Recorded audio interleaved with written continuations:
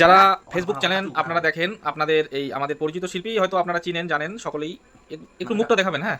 এই যে এনার নাম রাকিব ইসলাম, বিখ্যাত লোকগীতি শিল্পী ইনি। ইনি দূর দূর দূরান্ত থেকে এসে এনাকে পাবলিক নিয়ে যাচ্ছে, বড় বড় মঞ্চে নিয়ে গান বলতেছে। তো এনাকে আমি অনুরোধ করব, রাকিব ইসলাম, তুমি একটি ছোট্ট গান গেয়ে দর্শককে মাতিয়ে তুলো।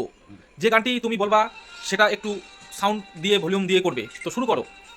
কোন কলমে লিখছো বিধি, ভাগ্যটা বলো আমার।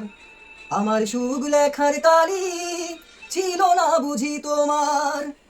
দু চোখেতে কোথা থেকে আসে এত জল, এক জীবনে এত দুঃখ কেমনে সইব বল।